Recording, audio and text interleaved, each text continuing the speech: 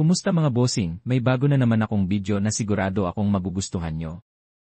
Ako nga pala si Jerome at sa bidyong ito na mapapanood nyo ay ang paggawa ko ng styro props na gagamitin sa isang birthdayan.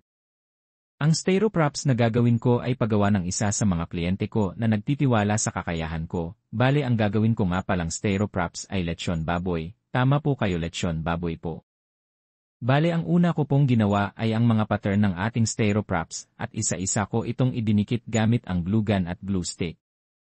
Babala pala sa mga batang gagamit ng mga bagay na tulad ng ginagamit ko gaya ng glue gun, striping knife, lagare o iba pang matatalas na bagay.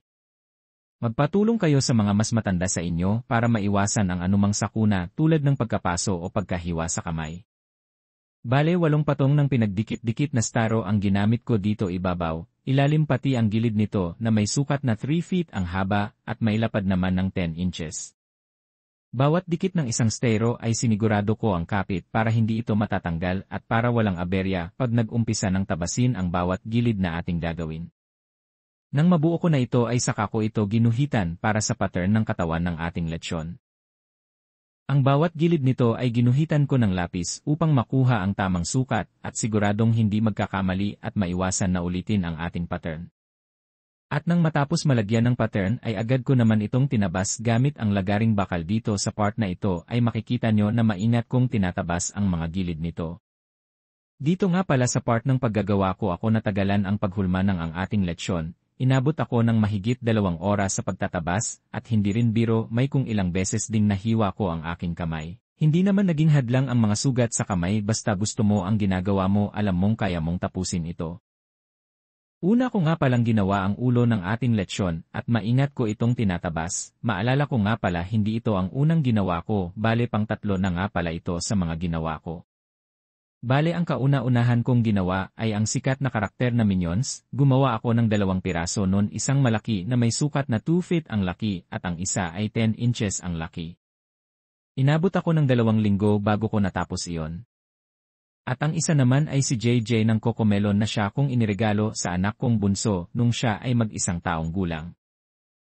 At nang matapos kong tabasin at maihulma ang katawan ng ating lechon ay sinunod ko namang gawin ang mga paa nito. Bale ang inuna ko nga palang gawin ay ang hulihang paa nito. Tulad ng katawan ay gumawa din ako ng pattern at tinabas ito gamit ang aking styro cutter. Ang styro cutter ko nga pala ay lagaring bakal na pinatulis at pinatalas gamit ang grinder. Double blade nga pala ang aking styro cutter para kahit magkabilaan mo itong gamitin ay hindi ka mahihinto sa pagtabas ng styro. 3 patong ng styro ang ginamit ko para sa mga paa ng ating lechon. Idinikit ko din ito gamit ang glue gun at sinigurado kong nakadikit ito ng husto. Nang matiyak kong kumapit na ng husto ang dikit ang glue ay agad ko naman itong tinabas at isinabay ang hulma nito sa katawan ng ating lechon. Gamit nga pala ang striping knife na siya kong ginamit na pantabas sa mga gilid nito at maingat ko rin itong tinatabas para makasabay at hindi magkamali ang hulma ng mga paa ng ating lechon. Hindi rin ganun kadali ang paggawa ng mga paa nito, may sukat din at kailangang pantay-pantay ang mga ito. Medyo natagalan din ako sa paghulma ng mga paa at inabot ako ng kalahating oras para sa 2 paa ng ating lechon. Ang sumunod na video naman ay ang pagpapakinis ng ating lechon gamit ang liha. Ang liha na ginamit ko dito ay may sukat na C180 sapat na para mapakinis ang itsura ng ating lechon. Medyo lumayo ako ng lugar gawa ng alikabok na galing mismo sa nililiha kong styro para rin masyadong makaabala sa ibang tao. Bale dito nga pala ay buo na ang ating lechon, may 4 na paa na at tenga, ang tangi ko na lang na gagawin ay pakinisin ito. Maingat nga rin pala ang pagliliha na ginagawa ko dito na kailangan mas smooth at pantay para sa mas magandang kalalabasan ng ating lechon. Pagkatapos ng pagliha at pagpapakinis isinunod ko naman ang magmamasilya sa ating lechon. Kaya nga pala ginamitan ng masilya ay para matakpan ng styro at hindi ito masisira pag ginamitan ito ng barnis. Ang barnis ay may matapang na sangkap sapat na para lusawin o sirain ang styro, kayang protektahan ng masilya ang styro para mapanatili ang itsura nito. Isang rin palang dahilan kaya nilalagyan ng masilya ay upang matakpan ang mga dugtong o tapal na styro na para bang buo itong tingnan at hindi halata ang dugtong. Matapos na malagyan ng masilya at matuyo niliha ko ulit ito para maging smooth na itsura ng ating lechon. Tapos ito ay pininturahan ko ng kulay ng sa tulad ng isang baboy, bale double coating ang ginawa kong pagpipintura dito. Sinigurado kong mabuti ang pagkulay dito para mas maganda ang kalabasan ng kulay ng ating lechon.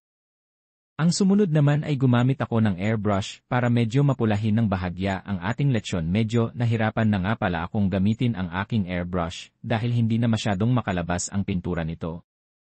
Water-based paint nga pala ang gamit ko dito kaya di masakit sa ilong at walang amoy ang gamit kong pintura.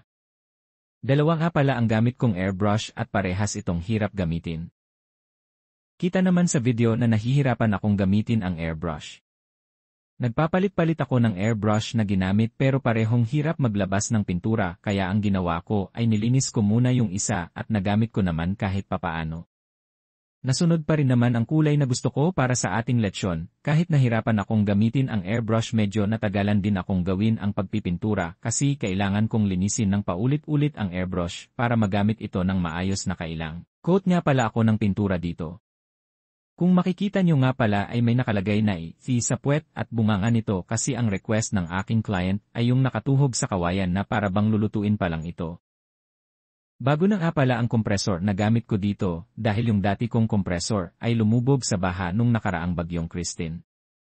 Nakatira nga pala kami malapit sa ilog kaya hindi maiiwasan na may paglaki ng baha dito sa amin.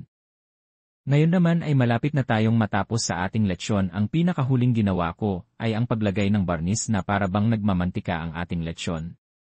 At dahil na may masilya ang ating lechon, at may ilang patong ng pintura ito, ay sapat na para hindi masira ng barnis ang staro na siyang gamit natin sa ating lechon. Kung nagustuhan mo ang aking video ay paki-like and share ang aking video at i-follow mo na rin ako sa Facebook. Paki-subscribe na rin ako sa aking YouTube channel Kuya Jerome Zie at follow mo din ako sa TikTok Jego Yi. Maraming salamat sa panonood at sana ay nagustuhan nyo ang aking bidyong ginawa ko para sa inyo. Hanggang sa muli nating pagkikita.